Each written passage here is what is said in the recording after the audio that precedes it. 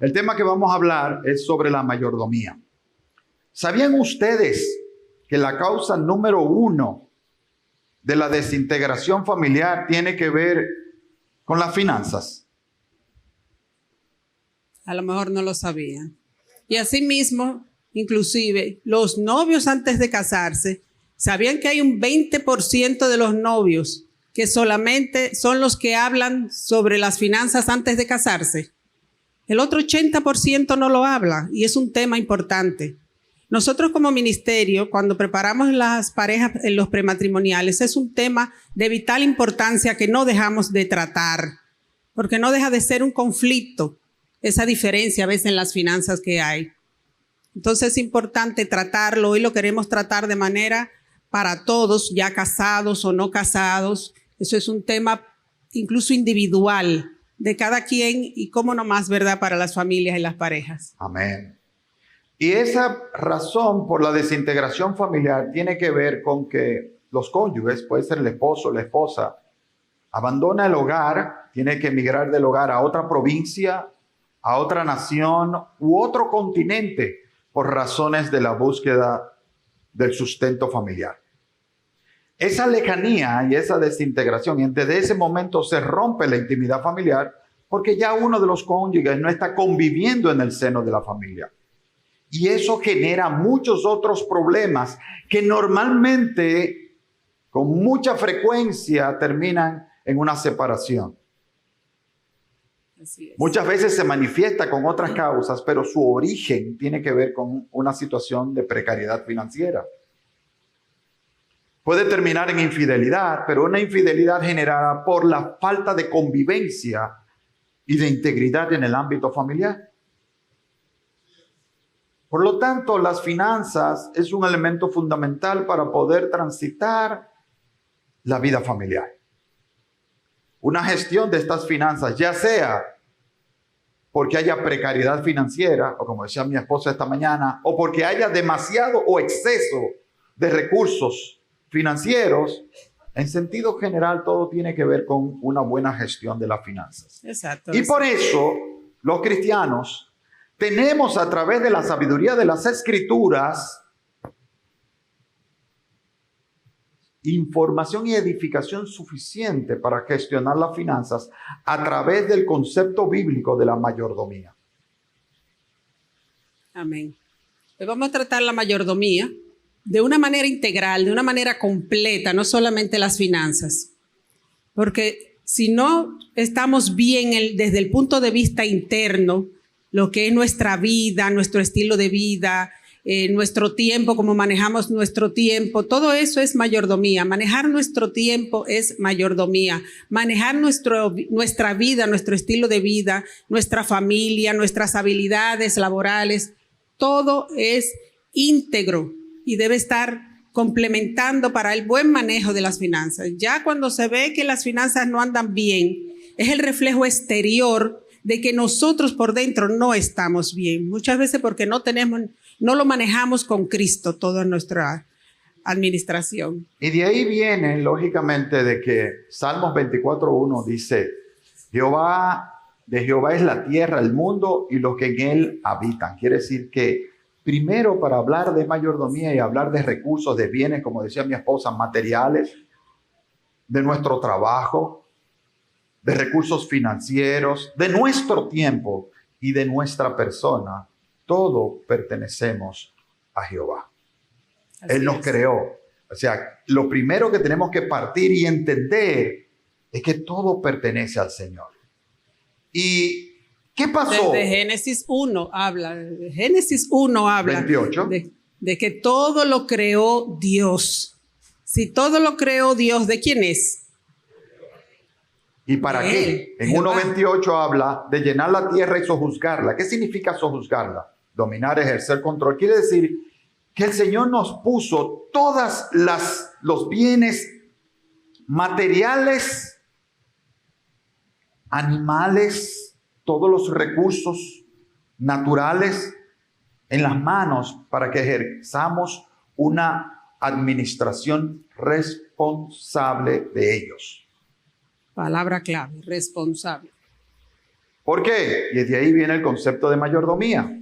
La mayordomía es una actitud con respecto a los bienes que nos lleva a usarlos de modo tal que nuestro Señor sea glorificado. Amén. Es un cambio de paradigma. Necesariamente es un cambio de paradigma. Vamos a dejar de pensar en que los bienes son parte de un propósito de nuestras vidas. No, son un medio a través del cual nosotros caminamos en el propósito que Dios tiene para nuestras vidas. Una vez hacemos esto, lógicamente empezamos a entender y a cambiar nuestras prioridades. Uno de los problemas fundamentales de nuestra familia es que perdemos el orden de prioridades. Damos prioridad a lo urgente y no necesariamente lo urgente es lo prioritario. Oigan bien. Damos prioridad a lo urgente y no necesariamente lo urgente es lo prioritario. Y lo vamos a ver en la planificación. Entonces, Dios nos ha llamado con un propósito. El propósito de administrar todos los bienes que pone en nuestras manos, todos los recursos que pone en nuestras manos. ¿Para qué? Para glorificar su nombre. No es para hacernos ricos. Amén. Es para glorificar su nombre. Cuando entendemos esto, parte del afán de nuestra vida desaparece. Una buena mayordomía da testimonio de la obediencia que tenemos con el Señor. Es decir, nosotros estamos reflejando si estamos siendo obedientes con una buena mayordomía de todo, como hablamos ahorita, no solamente de las finanzas, ¿verdad? Exacto. ¿Y saben qué cambia de manera especial, Amanda? Nuestra medición del éxito. Así es. El éxito no se mide por lo que tengamos, ni por lo que logramos profesionalmente, ni en nuestro trabajo. El éxito se mide en función de la llenura que tengamos para realizar el propósito que Dios nos dio. Y no tiene nada que ver con los bienes naturales, ni los bienes materiales. Tiene que ver con lo intangible. Usted puede pasar una vida y no tener grandes cosas ni recursos económicos y ser un gran éxito para Dios. Amén. Y su vida será exitosa. Si usted tiene una familia unida, integral, donde mora el amor, la comprensión, la armonía, usted es exitoso. Gloria a Dios. Lo demás perece. Llegamos al mundo sin nada, nos vamos de este mundo sin nada. Por eso el Señor nos entrega para que se forme el carácter, nos transformemos a través de las experiencias, de las tribulaciones, para forjar carácter. El propósito de nosotros en este mundo es glorificar a Dios y que Él transforme nuestro carácter a la estatura del varón perfecto que es nuestro Señor Jesucristo. Cambiemos de paradigma. Amén. No nos estresemos. Por eso el Señor dice, vive cada día con su propio afán. No te afanes. La enfermedad número 1, para que lo sepan, de esta nueva modernidad se llama estrés. Y más ahora después de la pandemia, que la gente se está afanando mucho por lo que perdió material o por lo que no le quedó, por lo que va a buscar más adelante. No nos afanemos, hermanos. Ha sido un momento de mover las bases. Entendemos en el fondo de nuestro corazón que esta pandemia es un llamado al corazón de los hombres y las mujeres. Así es. A reflexionar de lo efímero que es lo que tenemos en los bienes materiales. De lo efímero que tenemos en los bienes materiales. Por lo tanto, la respuesta a la gestión responsable de las finanzas a la luz de las Escrituras se llama mayordomía.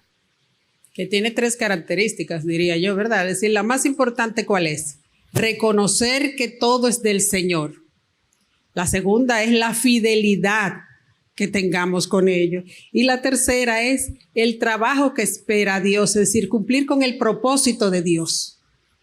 Si tenemos esas tres cosas, reconocer primero que todo es de Dios, reconocer que lo vamos a manejar con fidelidad y después trabajarlo de acuerdo al propósito de Dios. Reflexionen esas tres características que tiene la mayordomía. Me gusta mucho, Amanda, esa cita de Larry Burkett, que dice: la forma en que manejamos nuestras finanzas es una demostración externa de una condición espiritual interna. Así es. ¡Wow! Oigan bien, la forma en cómo manejamos nuestras finanzas es un reflejo externo de nuestra situación espiritual interna. Si estamos afanados por acumular, por tener dinero, por crecer, lógicamente nuestra espiritualidad está anémica. ¿Por qué? Porque estamos faltos de fe. Miren, todos en muchos momentos de nuestras vidas nos preocupamos por el futuro. ¿Qué será de nosotros? ¿Cómo vendrá la provisión? En un país donde la seguridad social no es muy buena, y tenemos que decirlo, ¿sí o no, hermanos? No es muy buena. Te pasas trabajando toda la vida y la seguridad social probablemente no te retorna ni un 10% mensual de lo que tú has aportado y has trabajado. Entonces entendemos esto mejor que en otros países más organizados. Nos da más ansiedad y eso expone nuestra vida a una mayor inseguridad. ¿En qué? Una inseguridad cuando vivimos en el medio natural y en nuestro soporte natural. Si reflexionamos un poco en el tiempo de alabanza y adoración que tuvimos cuando hablaba el pastor Orlando y cantaba hermosamente el pastor Orlando, cómo el Señor nos lleva por encima de la tormenta, sí, nos muestra claramente que nosotros, aunque el futuro no esté claro, aunque no sepamos exactamente cómo Dios nos sostendrá, si somos fieles, Él nos sostendrá con su diestra.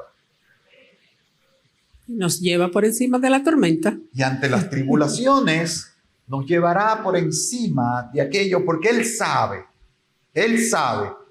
que tú y yo necesitamos. Lo sabe mejor que tú y que yo. Tanto es así que hay cosas que no nos da porque creemos que necesitamos y Él sabe que no necesitamos. Todo lo contrario, puede ser un tropiezo en nuestro crecimiento y en nuestra vida. Amén, así es. Por lo tanto, por eso decía Pablo que debemos dar gracia en todo. En todo. En aquello que entendemos que es una bendición y aquello que no entendemos que no es una bendición, no es porque no lo sea, sino porque no lo entendemos. Porque todo lo que pasa en la vida cuando caminamos bajo la obediencia del Señor va a ser bendición aunque sea tribulación. Usted dirá, ¿por qué? Porque en la tribulación se forja el carácter. En la prueba, señores, ¿cómo se hace el acero? En fuego. El fuego es la prueba. ¿Pero sobre qué? Sobre el hierro. Tú tomas algo que tiene menos condiciones, menos características de resistencia, que es el hierro, lo transforma por un proceso a través del fuego y sacas el acero, que es algo extremadamente más fuerte, más duro que el hierro. Pues lo mismo pasa en la vida espiritual. Nosotros entramos débiles a través de la prueba de fuego que el Señor nos hace de las tribulaciones y nos saca del otro lado con un carácter fortalecido. Amén. Nuestra propia familia nos es quien mejor va a hablar de si verdaderamente estamos pasados por ese fuego. Son el mejor testimonio, ¿verdad? Porque a veces nuestra familia, nosotros somos a veces una cosa en la iglesia, una cosa en el trabajo y otra cosa en el hogar. Nuestra familia sí puede hablar de ese testimonio nuestro. ¿Qué debemos hacer ahora, Amanda? Yo diría que entregarlo todo al Señor. Todo lo que nosotros creíamos que era nuestro, que nos los habíamos ganado con nuestras habilidades, con nuestro trabajo, con todo eso que le llamamos nuestro, pero que no lo es. Vamos a hacer una oración para entregarlo al Señor. Amén. ¿Qué te parece? Todo el que sienta en su corazón entrar en un proceso de liberación financiera, póngase de pie. Amén. El que sienta en su corazón que requiere Santo. un proceso Bendito de eres. liberación Aleluya, financiera, Señor. póngase sobre sus pies. Amén. Uno de los problemas más importantes, vuelvo y repito, es que creemos que todo lo que tenemos nos pertenece. La sociedad nos ha llevado de una manera tal a creer el contexto y el concepto de la propiedad absoluta de todo lo que tenemos por una base legal. Y eso nos lleva a ser egoístas. Eso nos aleja del propósito de Dios. Por lo tanto, para volver al propósito de Dios, debemos hacer un acto consciente De entrega. para despojarnos de eso que lo hemos traído a nosotros y poseerlo de una manera egoísta. Así que inclinemos nuestro rostro Amén. y vamos a orar. Padre amado, bendito y santo eres, Señor. Santo. Volvemos a ti, porque en ti moramos todo tiempo, Señor. Vemos las finanzas, Señor, y hoy nueva vez nos recordamos algunos, otros aprendemos. Al final recibimos lo que tú quieres para nosotros, Señor. Y es entender que todos los bienes materiales, aún aquellos intangibles como los dones, habilidades y capacidades que nosotros tenemos, tú nos las has regalado y las has puesto en nuestras manos. Amén. Hoy en este momento, Señor, oramos para entregar conscientemente y devolver conscientemente cada una de las posesiones que tenemos, haciendo un acto de convicción íntegra y personal, de entendimiento de que los bienes que tenemos no nos pertenecen, son tuyos. Y tú los has puesto en nuestras manos con el carácter de la responsabilidad de administrarlos para que sea glorificado tu nombre. Padre, no permitas que a partir de hoy, en ningún momento sea olvidado en mi mente y en mi corazón esta realidad divina, para que pueda yo obrar de manera tal que pueda utilizar estos bienes de la manera que tú quieres que sean utilizados para la expansión del reino. Amén. Te lo pedimos en el nombre poderoso de Jesús. Amén y amén. Amén. Amén. Con esto, de ahora en adelante, nosotros vamos a ser siervos fieles, mayordomos fieles. Porque ustedes saben que la palabra en Mateo es dura cuando habla de los infieles, ¿verdad que sí? Lo dice, siervo malo. Entonces nosotros acabamos de hacer una oración donde donde ya entregamos y vamos a empezar a ser buenos mayordomos, siervos fieles. Amén. Y hoy comenzaremos a disfrutar las bendiciones que Dios nos da de una manera diferente. Muy bien. Ahora vamos a hablar de algo interesante que es importante y existen tres perspectivas del manejo de los bienes materiales y las finanzas desde el punto de vista de doctrina bíblica. ¿Estamos claros? Pero uno de ellos es el verdadero de la doctrina bíblica. Hay tres doctrinas que se han expandido y que se practican con el manejo de los recursos financieros. Una de ellas es la doctrina de la pobreza, otra la doctrina de la prosperidad, pero la verdadera doctrina que tiene sustento bíblico es la doctrina de la mayordomía. Vamos a ver qué significa cada una de ellas rápidamente, ¿verdad, Amanda? Exacto. Vamos a ponernos acá y a compartir con ustedes. Hay tres columnas ahí que ustedes ven. y que tienen que ver con aspectos esenciales de estas doctrinas con respecto a algunos elementos importantes. Por ejemplo, ahí habla de las posesiones. La doctrina de la pobreza dice que son malas las posesiones. Sí, que el que tiene muchas posesiones, exacto, tiene que salir de todas ellas porque eso es una maldad.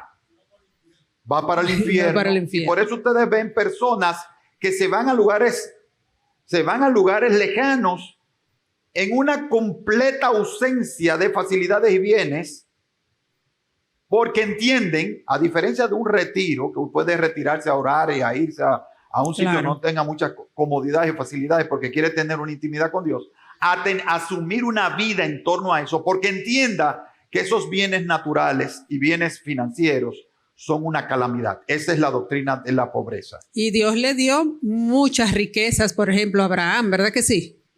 Y Abraham era su amigo. Entonces, no es cierto que tiene que haber una doctrina que diga que tenemos que ser pobres. Igualmente la de la prosperidad.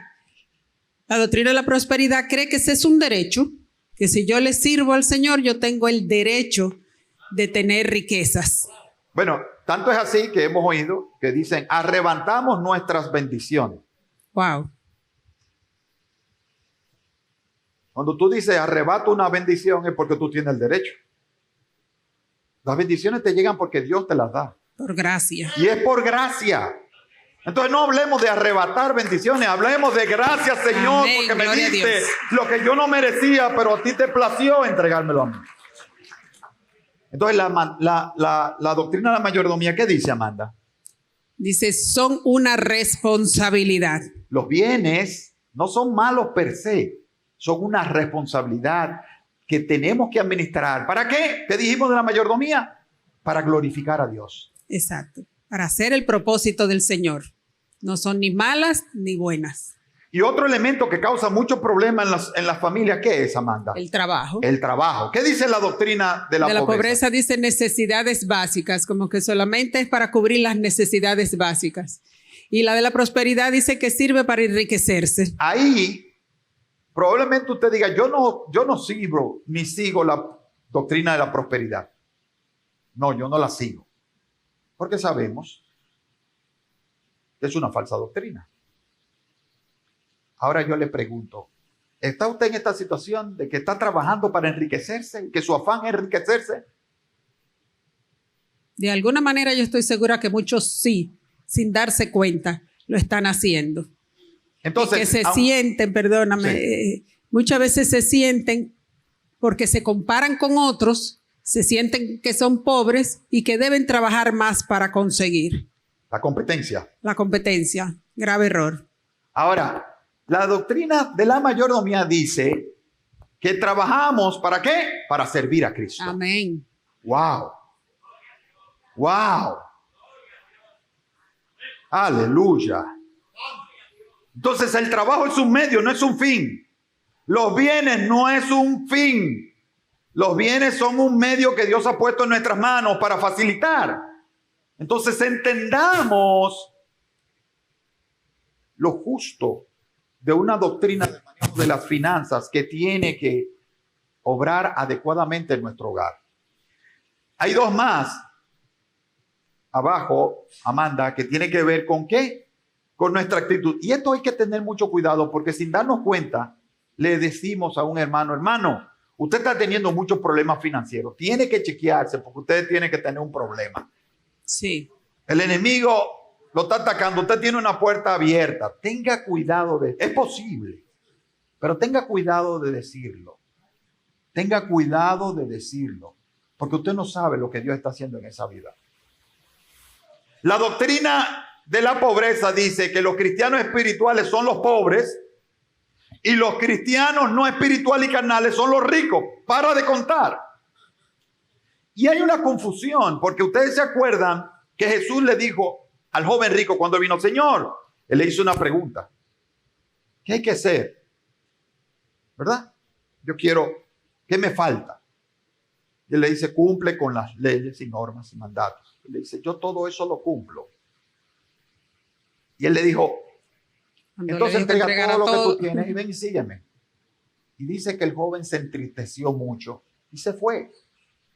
Y de ahí, cuando llegó con los apóstoles, después dijo, es difícil que un rico, es más difícil que el rico se entre al reino de los cielos que un camello por el ojo de una aguja.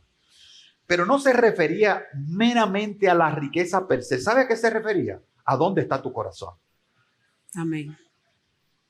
Él se refería, ese joven rico tenía una pasión tan grande por los bienes materiales que estaba idolatrando. Él tenía un Dios y era el Dios Mamón, el Dios dinero.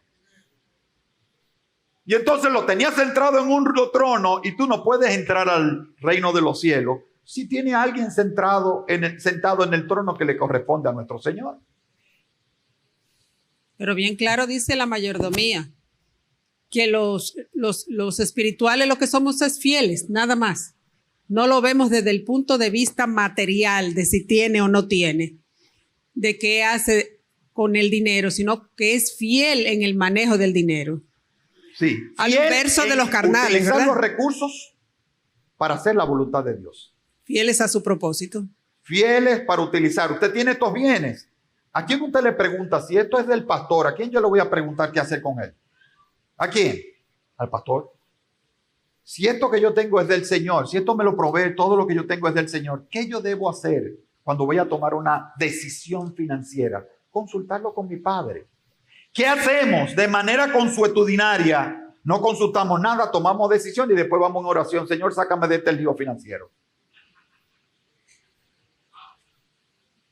No preguntamos antes, pero queremos que después nos resuelva. Exactamente. Entré porque no pregunté. Entonces hay muchos problemas financieros que nos evitamos si nosotros somos obedientes y primero consultamos al Señor. Señor, este proyecto se ve fantástico, me gusta, está en mi corazón, pero solamente si tú me dices, yo voy. Como decía Moisés, no me mandes solo. Si yo no voy contigo, no voy a ningún sitio. Esa debe ser la actitud Amén. de un siervo del reino.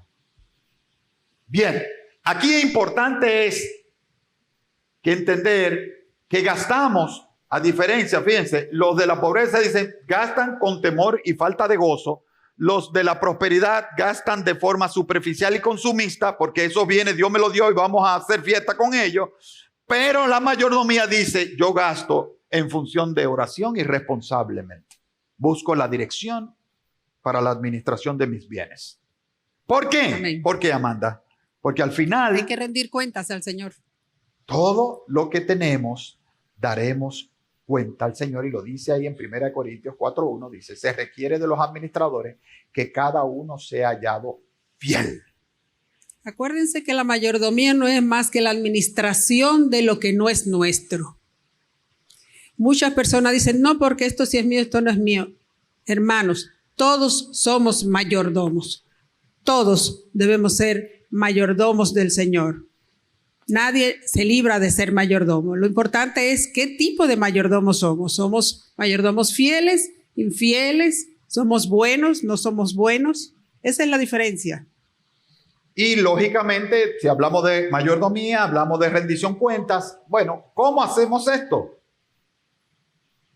Bueno, lo primero es entender que la prosperidad es un elemento, Amanda hablaba de la mayordomía, que era integral.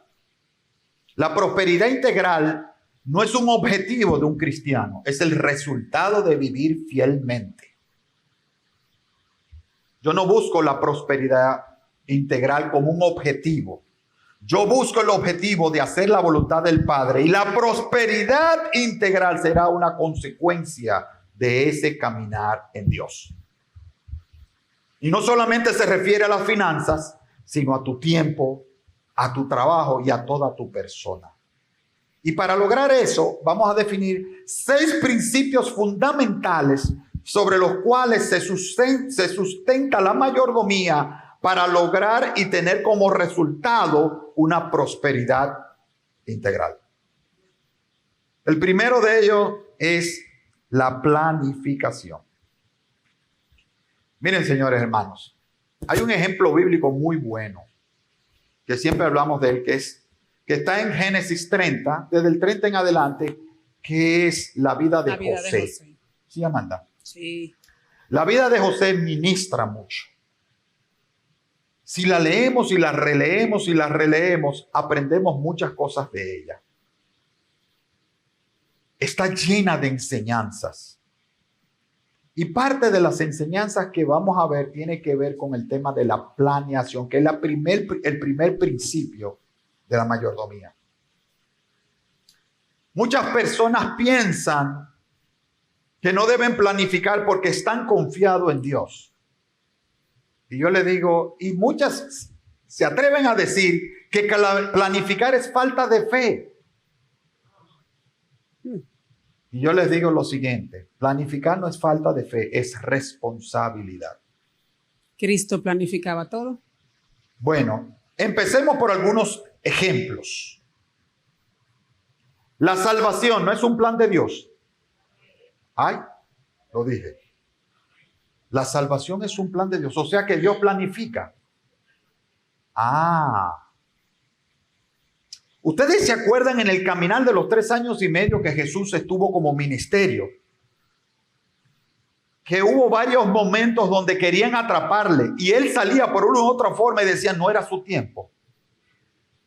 Y al final cuando vienen a buscarles, que se arma una pequeña trifulca con Pedro, que saca una espada y corta una oreja y le dice, Pedro, tranquilo, que ha llegado el tiempo.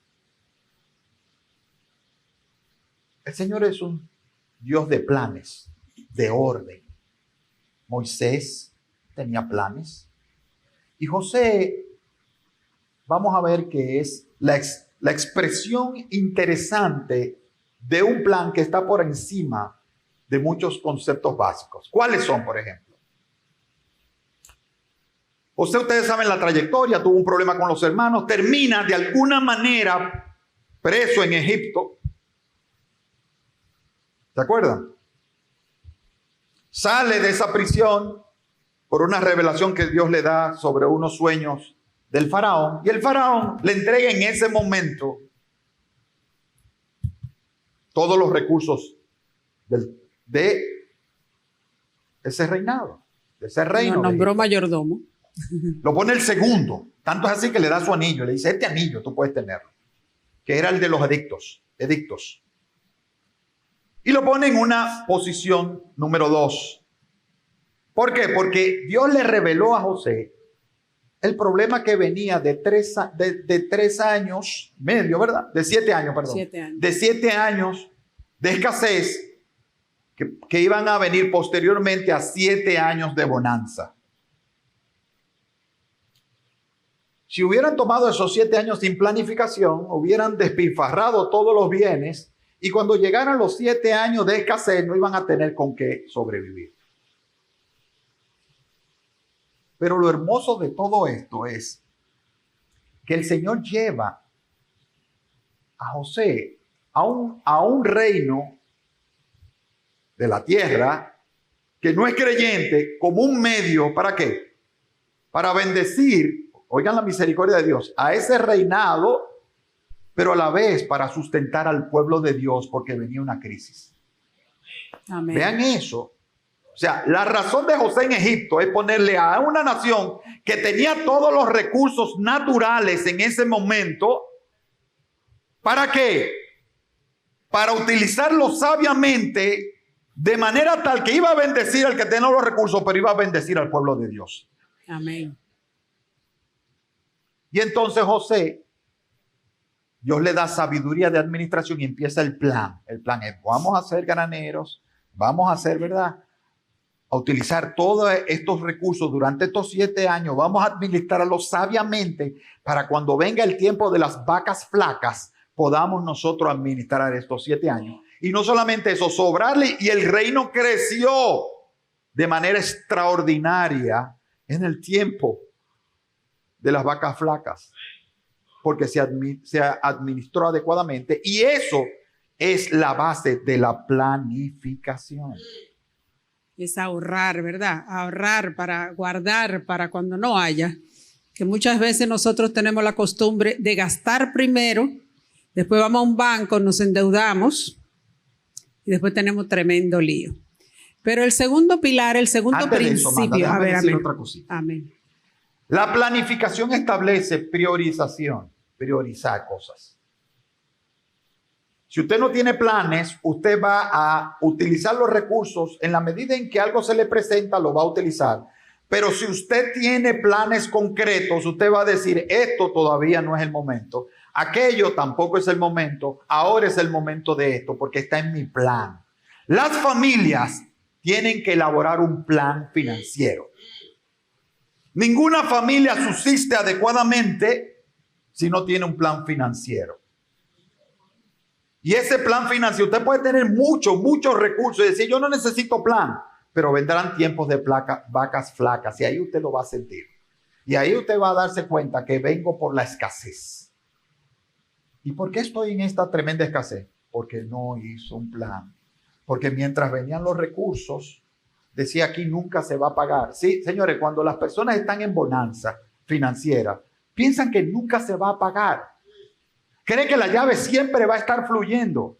Le tengo una noticia. La vida sufre de ciclos. Ciclos de bonanza, ciclos de estrechez, ciclos otra vez de bonanza, ciclos de estrechez. Por lo tanto, la única forma de trazar una horizontal que te permita manejar tantos ciclos de uno y otro y mantener más o menos un estilo de vida es cuando tú planificas. Por lo tanto, la planificación establece prioridades. Y esas prioridades, Amanda, se establecen a través de ¿qué? De un presupuesto. Amén, así es. Nosotros enseñamos en los grupos, en las personas que se van a casar, en los prematrimoniales, le enseñamos a trabajar con presupuesto. El presupuesto es fundamental. Usted tiene que saber y tiene que revisarlo mes tras mes. ¿Por qué? Porque lo va a ir ajustando cada mes. Presupuesto viene de la palabra de presupuestar. O sea, yo de antemano asumo que va a pasar esto, pero no necesariamente pasa lo que planteamos, sino que se modifica y tenemos que ir ajustando hasta que llegamos a un momento a tener un presupuesto bastante estable. ¿Tú vas a decir algo más? Y debemos orar antes de planificar, a ver cuál es el propósito del Señor. No debemos hacer ese presupuesto de acuerdo a lo que nosotros queremos. Eso es básico. A veces hacemos un presupuesto, bueno, vamos a incluir para el mes que viene, a partir del mes que viene, yo quiero una televisión de qué sé yo qué cuántas pulgadas hay ahora grandísimas. Y lo ponen en el presupuesto que la van a comprar. Ahora usted puede. ¿Está de acuerdo al propósito del Señor? Es el momento. Guardó para eso. Es el momento, como dice mi esposo. Amanda, el presupuesto es una herramienta de comunicación. Sí, mucho. Las parejas, las familias completas deben integrarse en ese presupuesto. Oye lo que leí en estos días. Leí que una de las razones, entre las primeras 5 razones de divorcio, tiene que ver porque los esposos se ocultan información financiera. Wow. ¿Saben por qué se ocultan información financiera? Porque no la comparten, porque no establecen, porque no forman un presupuesto que es de los dos y de la familia. El presupuesto, después que usted se casa, usted no tiene una economía particular y personal. Por favor, entienda eso. La economía, la unión de los dos en una sola carne no es solamente en una sola carne, es en todo. Entonces tenemos que entender que la economía de usted independiente y de usted independiente, dama, cuando ustedes se unifican y se conforman en un equipo que se conforma como una sola carne, la economía es una sola, no son dos. No importa que uno gane más que el otro. No importa, habrá momentos en que uno ganará más que otro, eso es irrelevante. Mientras la economía sea de los dos, mientras el presupuesto sea una herramienta de comunicación, de acuerdos sobre las prioridades y asignaciones de nuestros recursos financieros. Amén, amén.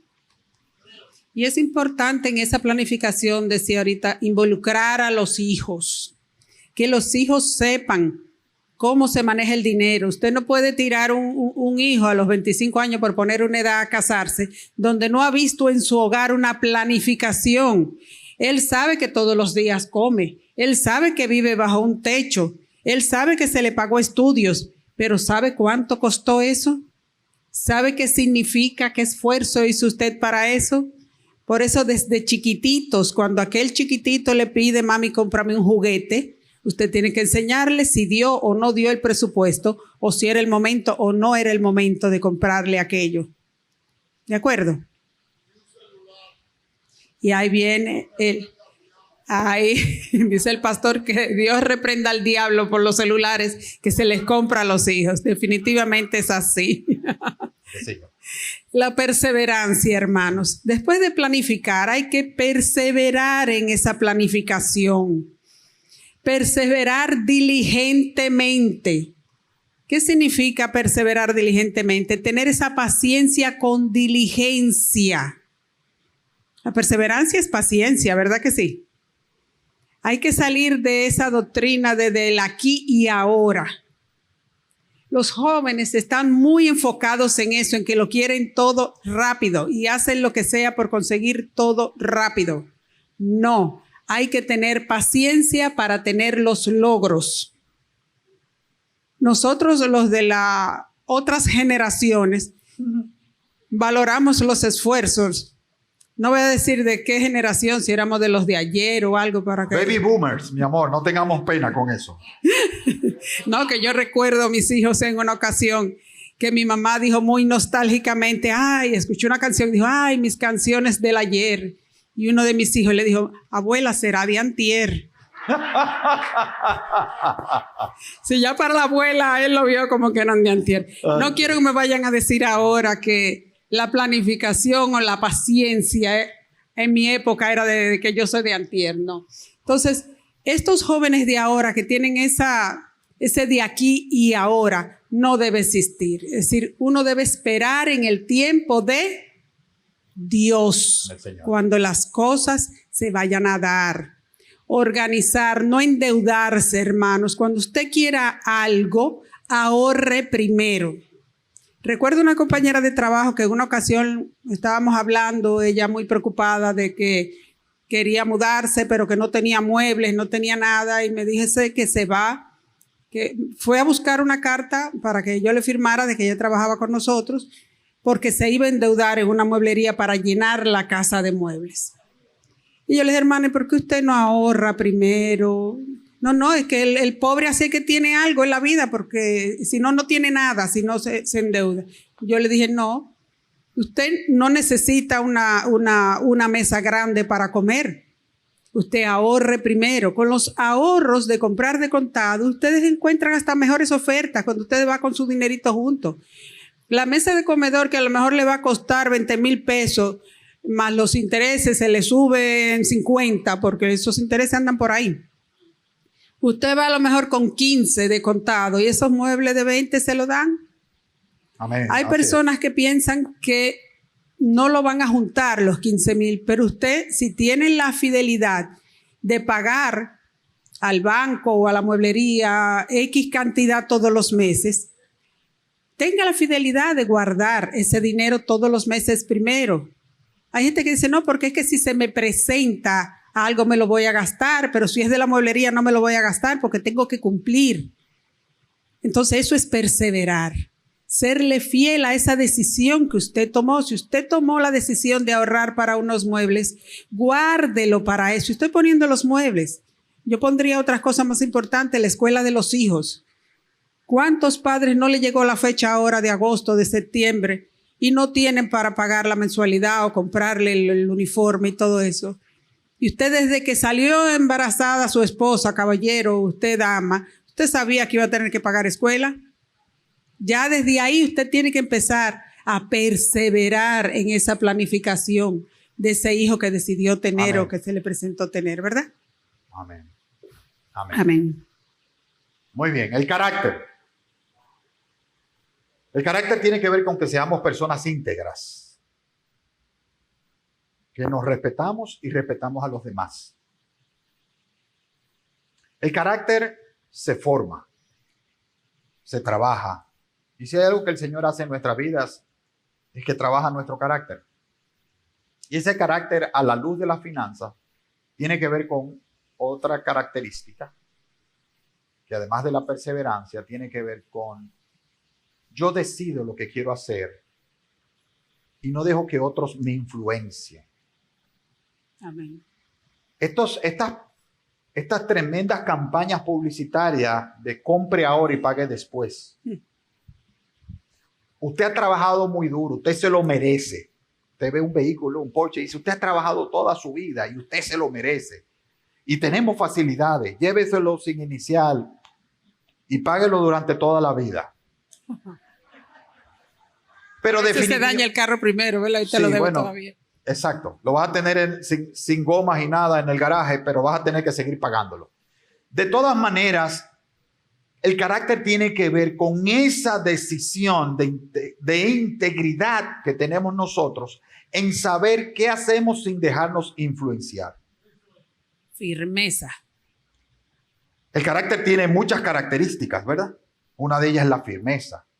Pero en el ámbito exactamente de lo financiero, el carácter tiene que ver con que mis decisiones no son influenciadas por externos, sino son tomadas sobre la base de mi consulta con mi padre y de mis necesidades. Yo no voy a caminar en pos de lo que me quieran influir. Vamos a ver qué dice Romanos 12:2. Dice, y no se adapten a este mundo, sino transfórmense mediante la renovación de su mente para que verifiquen cuál es la voluntad de Dios, lo que es bueno, aceptable y perfecto. Esa mente tiene que ser renovada. Cuando nosotros somos nacidos de nuevo y convertidos, tenemos que tener una renovación de nuestra mente. Amén. Si no la tenemos, vayamos de rodillas al Señor y hagamos otra vez nuestra confesión de fe. Digamos, Señor, a partir de este día, yo quiero hacer un cambio de paradigma en mi vida y quiero vivir para ti. Y quiero vivir para ti en mis pensamientos, en mis acciones. No quiero vivir para mí, sino para ti. Para que tú seas glorificado. Y a partir de hoy, nómbrame mayordomo de todo lo que yo tengo, porque eso es tuyo. Amén. Bien. La que sigue, amada. Estilo de vida. Dice Timoteo 6:8. Así que teniendo sustento y abrigo, estemos contentos con esto. ¿Qué significa eso? Que no queramos más de lo que podemos tener. No es que seamos conformistas, no estoy diciendo eso de que bueno, si eso es lo que el Señor me dio, yo no voy a luchar por más nada, no voy a trabajar y voy a esperar que me caiga el maná. No, hay que ser diligentes, ¿verdad que sí? Pero quiere decir que tenemos que estar de acuerdo, que tenemos que tener ese estilo de vida con agradecimiento de lo que el Señor nos ha dado. Que no queramos más. En el buen dominicano dice, no se arrope más de lo que la sábana le alcance. ¿Verdad que sí? ¿No es así que decimos los dominicanos? Sí. Eso es lo que dice Timoteo, no es más que eso. Así que teniendo sustento y abrigo, estemos contentos con eso. Amén. Amén. Vamos a seguir con el otro. Ok. Compartir. Compartir es parte de vivir una vida cristiana.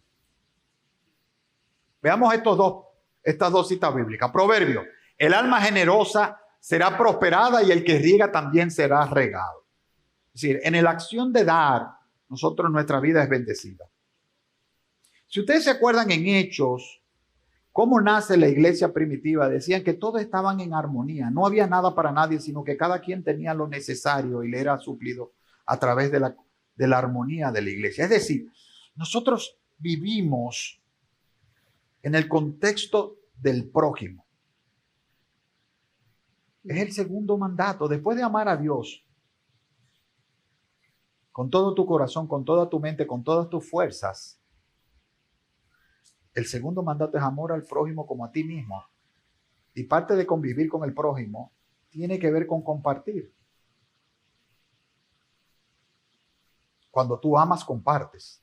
Cuando tú te casas, decides casarte con tu pareja, tú estás tomando la decisión de compartir tu vida porque la amas. Entonces, en la esencia de compartir está el amor. En 2 Corintios 9:7 dice, cada uno dé como propuso en su corazón, no de mala gana ni por obligación, porque Dios ama al que da con alegría. Quiere decir que no nos veamos forzados a hacer lo que no queremos en el corazón, porque a Dios no le agrada. Acuérdense de Caín y Abel, cuando tú llevas una ofrenda que no es agradada por tu corazón, al Señor no le agrada, no la acepta. Entonces tenemos que pedirle al Señor, si estamos pasando por ese proceso, pidámosle al Señor que cambie nuestro corazón. Señor, ponga un corazón de Amén. compartir. Tengo que luchar contra esto, Señor. Yo quiero vivir una vida de compartir porque sé que ese es el propósito que tú tienes también para mi vida. Y tenemos que vivir con este tema. Por eso hay que ser fieles con el diezmo. ¿Y saben para qué Dios da el diezmo? Pide el diezmo. Es una prueba de tu corazón. Dios no necesita tu diezmo. Dios no lo necesita. No. Dios te está diciendo, por una décima parte de lo que yo te doy, yo quiero que tú lo entregues. ¿Sabe qué está haciendo? Probando tu corazón. A ver, ¿dónde está tu corazón? Si tú eres infiel en el diezmo, entonces pregúntate, no estoy siendo fiel con Dios. Mi corazón está en otro sitio.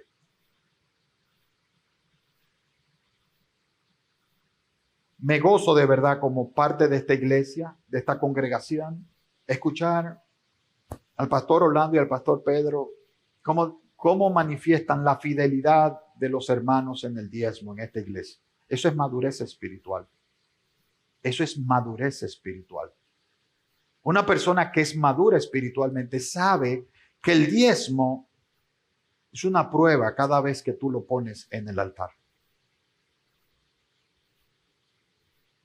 Y sobre todo es una muestra de agradecimiento de lo que Dios hace en tu vida. Y solamente te pide el 10%. Óigame, Él pudiera pedirlo todo, pero te dice, solo trae el 10%. A ver cómo está. De él todo, ¿verdad? A ver cómo está. Y las ofrendas son aquellas motivaciones que Dios te pone en tu corazón cada día. ¿Sabe para qué? Para bendecir otra vida. Para bendecir otra vida. Ese es el amor que rebosa. Ahora, Dios le provee a las casas del Señor. Dios provee a las casas, no necesita de nosotros. Entonces, no piense que su diezmo es un tema de obligación. No, es un tema de obediencia y de demostrarse a sí mismo que usted esté consciente que el dinero no está ocupando el primer lugar en su corazón. Y eso es fundamental. Por lo tanto, compartir es parte de lo que Dios quiere. Y habla de las primicias, el primer fruto. Porque Dios lo que te enseña es a ser agradecido de todo lo que te da. Aún en los tiempos de escasez.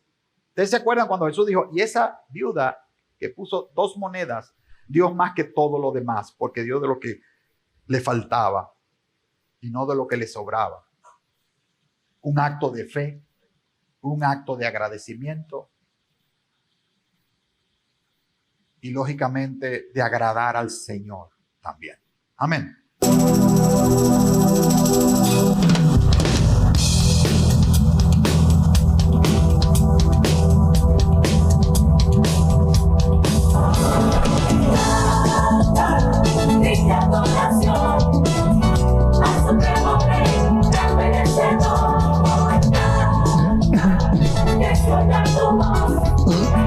Que celebre todo.